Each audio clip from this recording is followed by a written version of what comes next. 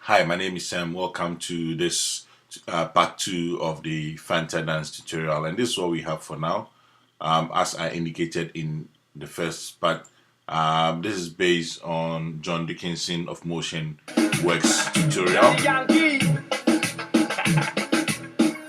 Alright, so that's what we have at this stage. We just want to add some organic shapes to this. So we're going to employ the use of the star tool.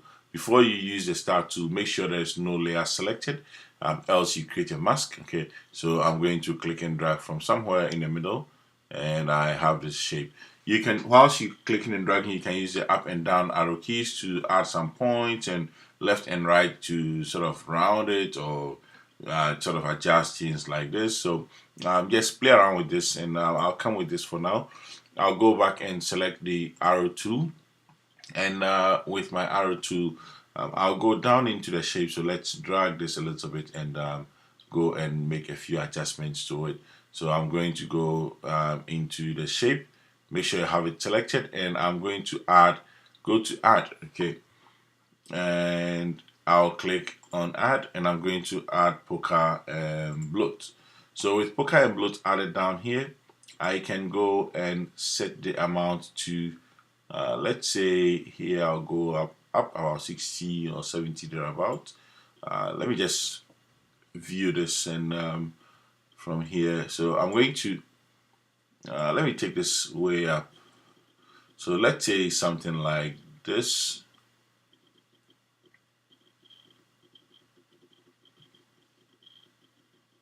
Okay. I think I'll probably go on the positive side, and so something more like that. All right. So I'll probably stick with this at this stage, and I'm going to go into the shape tool and to the polystar. I can still make changes to the point and all those things whilst I'm in the shape. So polypath, polystar path, and I can go and change a few things until I get it the way I'm sort of expecting it to look. All right, so we'll make some adjustments here and there, and inner roundness. I think I'll go down on this and maybe high on that. Okay, so yeah, basically play around with this and see how you go with it. But I think I'll stick with this one here. Right now, so with that done, I'll click on the word shape layer again itself. Make sure you don't have anything else selected inside here. And I'm going to go and click on add one more time, and this time I'm going to add wiggle paths. So that comes way down here below the poker and bloat amount. And so we can go under the wiggle paths and also make some adjustments. So let's say I go for 3 on this one, or maybe 4. All right, and for the detail, sorry, I'll go rather high on this. Let's say yeah, let's say I'll go 60 or 65, and I'll go low on the details. So let's say 3. Okay, let me keep the default. Let me keep 8, 7. Yeah, I think that's fine. And I'll go and choose smooth. All right. So with that done, I'm going to, well, there are way too many things here, so you can collapse some stuff just so you can see a few more. All right. So these could be collapsed. Okay. Well, I'm going to make a copy of this layer. So Command D to make a copy, and maybe just scroll this down. I'm going to go to the second copy, and I'll change first its color. So before I go changing the color, let's go under content, and with the wiggle paths and poker and bloat, we can make them a little different. So I'll change the poker and bloats. If the second one is disturbing you, you can hide it. Okay, so you can focus on the first one. That's the top one. Now we have 2 at the moment. So all we're doing is just vary a few of its properties, let it look a little different.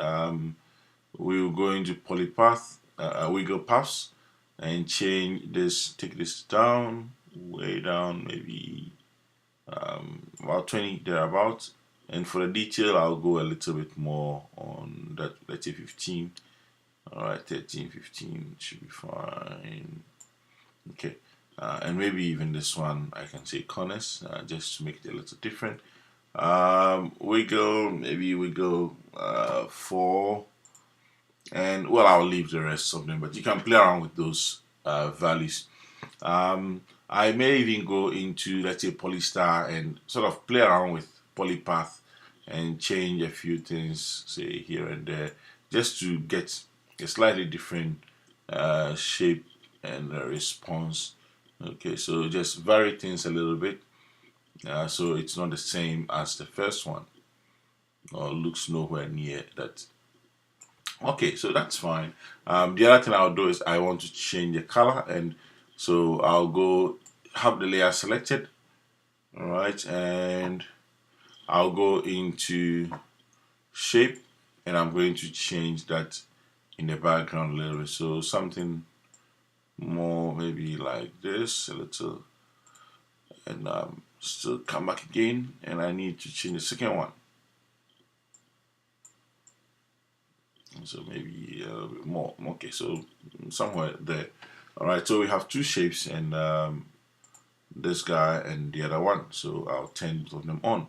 Now what I'm going to do is maybe to put the lighter one in front or at the back. I'll just check and see how things work out, pan out, and I'll just know where to put them. Okay, but the first thing we're going to do is to change the blend mode. So I'm going to go down on the shape, and I'll select the one below just to, and I'll go and use multiply. All right, you see it blends into the background. The other one I would probably want to select and change to, let's try overlay on that too. It looks much lighter, which is nice, so probably I would go and put it just below. Okay, so we have two shapes, the top one and the other one, which is almost sort of blending with the background, which is very nice. Okay, I think this one is probably a bit too strong and overpowering, and so maybe I might, let's play with, you can see the gradient sort of highlighting here. Let's solo that layer, that's the top one. Okay, so solo it so we can see, you see the gradient is a bit harsh in the center, and so I'll have it selected, go into the fill, and not this one, this should be, so I think I have the wrong layer selected. Yep, get into the fill of it, and when you change the color a little bit, you can now come and select this, and I think this is much more better. So on solo, okay, and now we have something more like this. Probably there are a bit way too many sort of these things happening here. I may make it a little broader in one big sweep, or if you think you like it this way, that's fine. The other thing I can do with this is I can select the top layer, S for shape or scale, and I'm going to scale this up and probably move it to the side a little bit. Okay, so maybe it's something like this. I think I like this even more.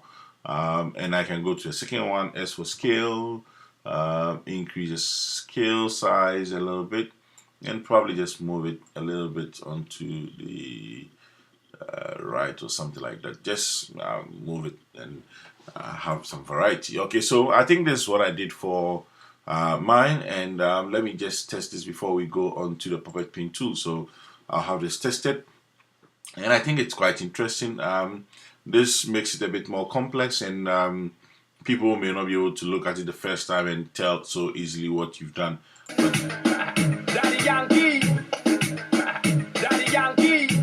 Right, I think I like this probably much better than what I did the first time.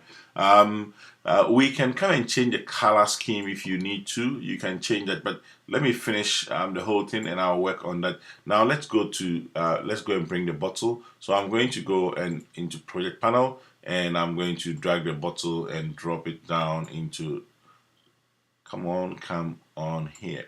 All right, so there we go. Now I'm going to go for the puppet pin tool, and I'll click to the top 3 clicks, one up there. Okay, there is no limit to how many clicks you make. Again, depending on what you intend to achieve, you can either click 3 or maybe more or less. But before I go animating, I'll put my CTI in the beginning. Okay, make sure you put the CTI in the beginning. If your audio is very fast, once you click on puppet pin tool, you get an option here called record options, and you can click on that and change the speed to, let's say, 90 or 95. I don't recommend you going too low. When you go very low, like 50 or even 60 or sometimes 70, the music will be too slow for you to control. You can take it to, let's say, 95 or 85 thereabout. But I think I'll just leave this as it is, and I'm going to go and hold in the middle here. I click 3, so the puppet pin tool selected. Hover over the middle here and hold on the option key. The most important thing is make sure your CTI is starting here. Hold on down the command key, and we get sort of the stopwatch, and I'll begin to click and drag. Daddy Yankee.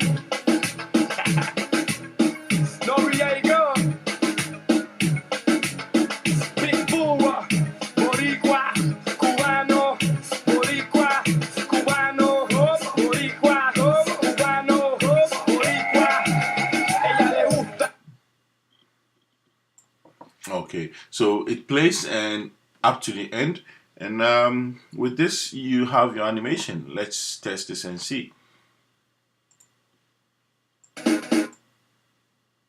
I'll make it smaller.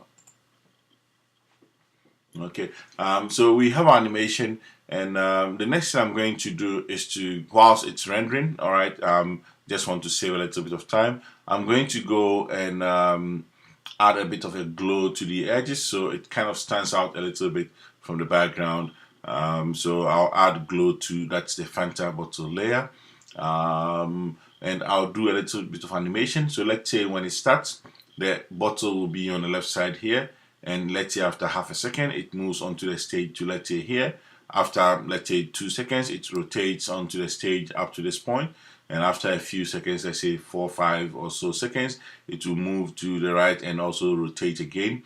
And the other thing I'll be doing will be to add, I'll add a little bit of motion blur to it whilst it keeps moving.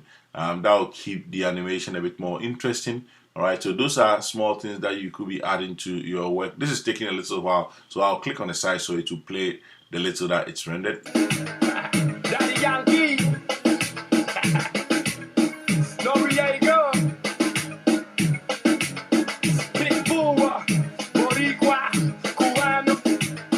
Okay, and generally, if you don't get it the first time with the puppet pin tool, you can undo and then just go and do it again. All right, so yeah, the first time I don't expect you to get it very perfect, but practice will just make you be able to use it very well. And again, it doesn't have to always be 3 points. You can sort of animate this part or get this part moving, doing some stuff. So let's say I can go even inside again and hold down the command key, and then let's say I'll begin to do that. Okay, so here I'm doing 2 or multiple animation to it, and so you don't start with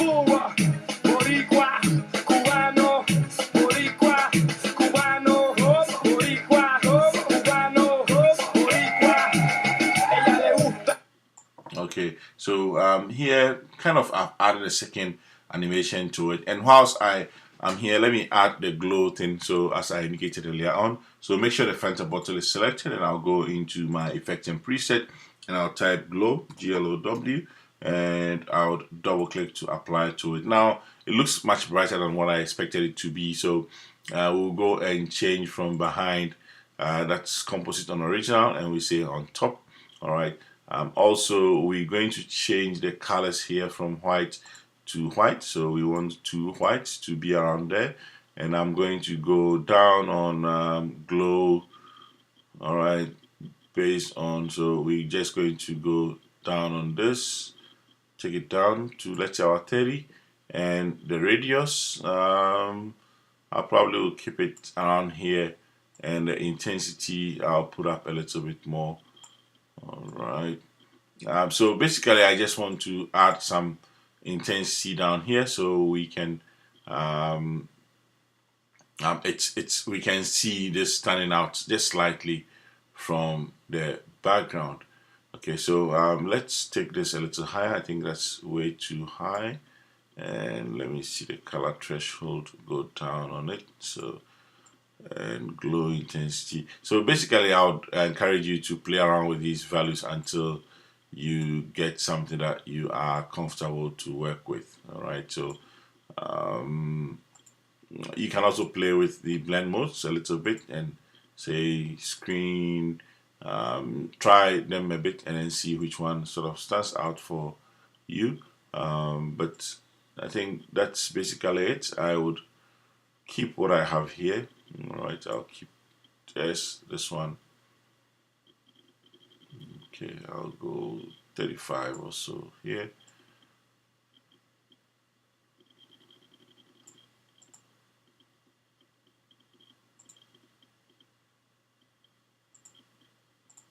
All right, so just play with some of these values until you get just about what you want. Right, now I'm going to go. So we have this, and we have some animation going on inside there. All right, so we have the bottle sort of doing all the stuff that all the moves that we want. I'm going to add a little bit of animation to it. As I indicated in the beginning, I wanted to start from here. So to do so, we would animate the position. So select that P for position, set a keyframe. All right, I'll undo. I want to move this. Whilst I'm moving it, I want it to go in a straight line. So I'll hold down Shift. So I'll move it off the stage and set a keyframe for position. Okay, at that point, now about half a second, I want this to move in, and so half a second, I'll move it, let's say, onto the left side here. All right, and so from here and to here, we discussed the idea of ease in and ease out. So I'll right click this and I'll go down into keyframe assistant and I'll use easy ease. With that, we would move a little forward so it will do a bit of a dancing. So let's say I'll copy this, Command C. All right, when I copy this and I paste it, let's say around here, what I'm trying to do is that these two keyframes are the same. So I'm saying that between this, there should be no movement. It should be the same, like no movement here. Okay, that's the position property, so no movement. But after that, after let's say 3 seconds, I want it to flip and move into the middle somewhere here. So I can go and move this, hold down Shift and move it, let's say, onto the stage. Well, between this move, I also want it to rotate. So from here on, to show rotation of this, we do Shift R.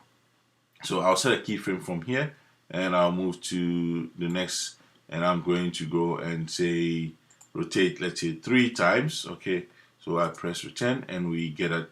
Again, you can use the same thing, right click and easy ease. So it rotates from here 3 times and it starts, and then it's going to stay there for a while. Only God knows how long. But just decide how much time you want it to stay. I'll copy these 2 keyframes, Command C, and paste it again. Again, I want them to stay or sit right in here for some while, for a time. Maybe after which I want it to take half a second and rotate onto the next side again. So I'm going to first hold down Shift and move this to, say, the right side. And for the rotation, maybe I want it to come back to, let's say, 0. So it's going to return back to what it used to be originally. So again, another flip, but in another direction, and it comes down here.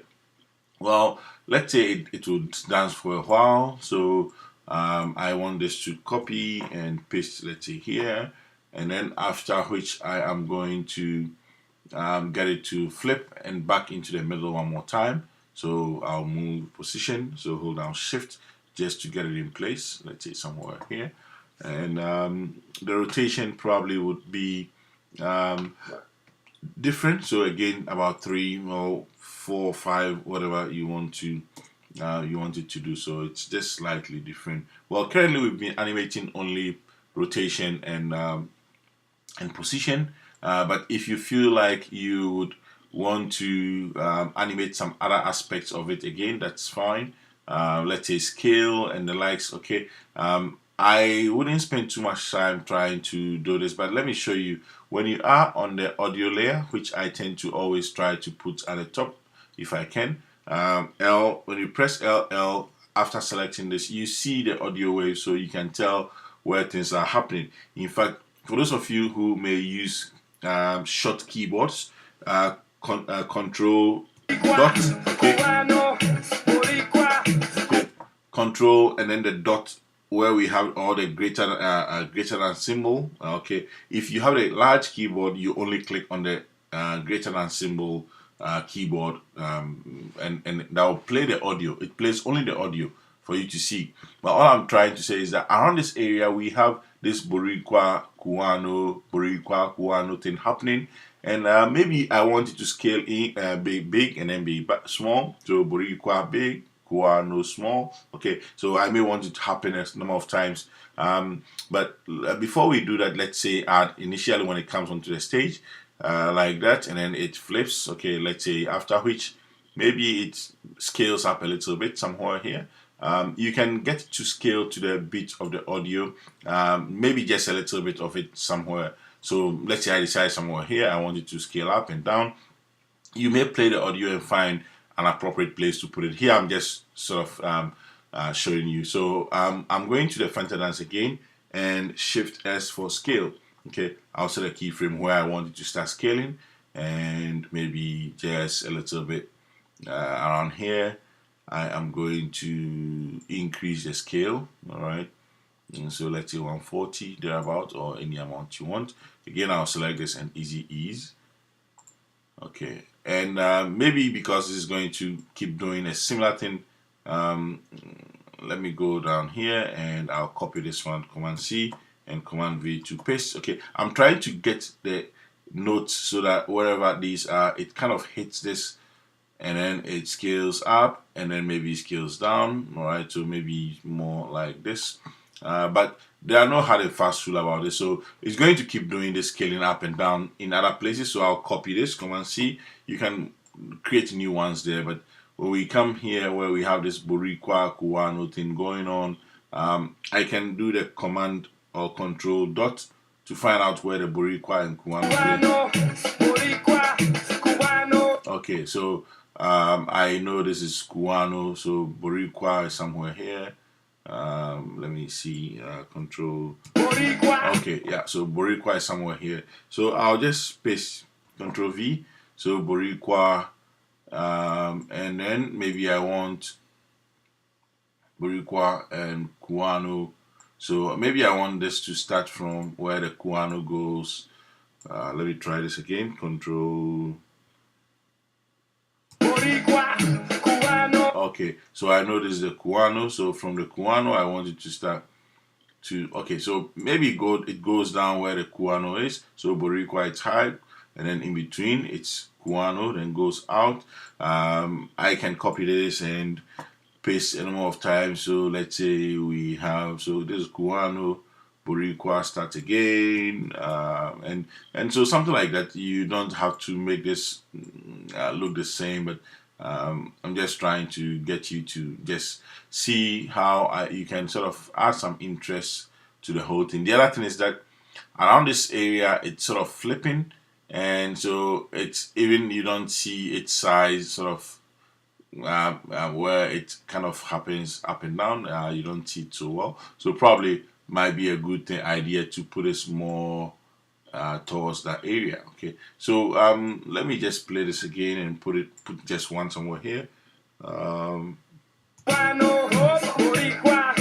Okay, so we have Boricua starting here. So this is Boricua, and I'll put this on there. Command V, and Boricua Kuano somewhere, and you can keep repeating them a little bit more.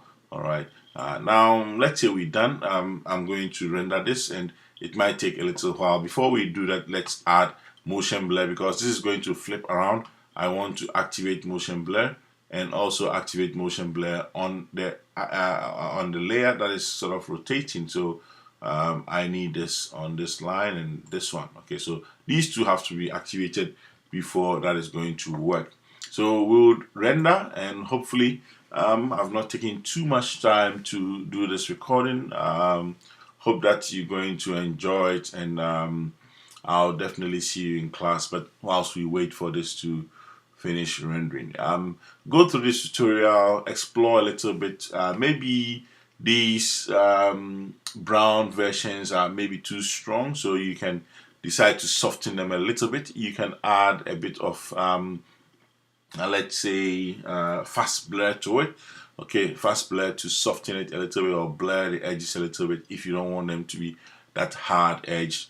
You can also use transparency of that layer, make it a little transparent, and then reduce the transparency of the layer.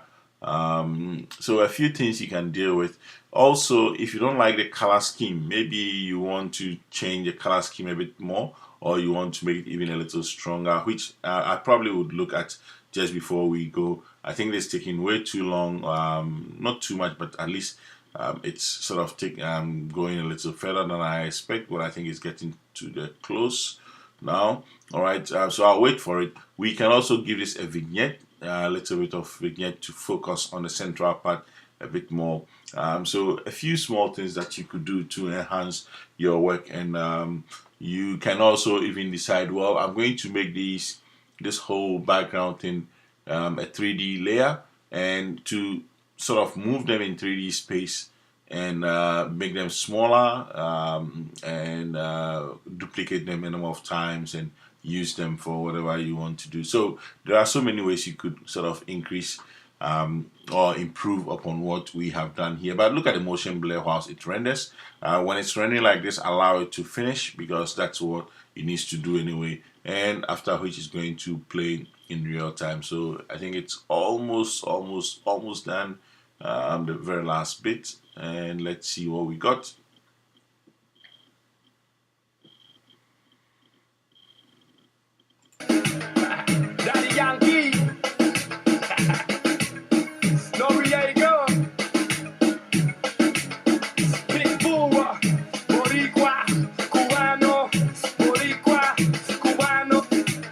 So you can tell that there is a bit more interest in this than we had earlier on. All right, so we have used the puppet pin tool twice.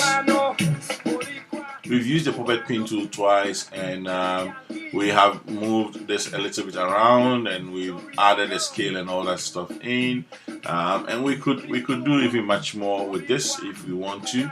Okay, so what I'm trying to say is that, let's say we want to be able to add some vignette, or even, let's say, curves. If we want to do just like you do in Photoshop, if you are in Photoshop and you want to create, we can create an adjustment layer at the top and let everything that is there affect it. I may not use it, but let me right click here, make sure nothing is selected, and right click. Well, I think something is still selected. Yep, that's very large, so right click out here, new, and I'll create a new adjustment layer. Okay, the same place that you create new solids. So I'm creating an adjustment layer is just a blank layer, nothing is on it, so we can use that to create, let's say, curves. Okay, CURV, and I'm going to add the curves to the adjustment layer. All right, so with that done, watch, I can go in here, and let's say I want to increase the intensity of what we've done, or probably maybe I decide, well, I don't like I don't like the reds in it, or maybe I want some more reds. I can pump in a bit more red, or maybe less amount of reds. Don't be too crazy on some of these stuff. I may probably want some more green, and so go more like that. So largely, we could basically be able to change how this looks even before we kind of sort of try to finish it. Okay, so depending on how maybe you may have started with greens, but you realize, okay, let me go into more of reds. That's basically up to you, and so we can keep adding levels and all that stuff. We can add them to it, hue and saturate, to even change the general color scheme if we don't want the green. But just be mindful of the bottle. If you don't intend to change the bottle, then you can put this above the adjustment layer, so it keeps the color of the bottle intact. Okay, anything you don't want the adjustment layer to affect should be above it.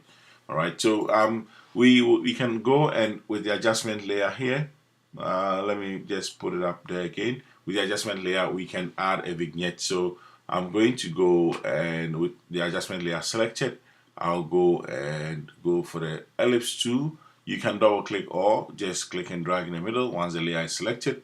So I'll hold down the command key and drag this outward. Okay, I can hold the space bar to move it into position, or maybe try and finish and then out.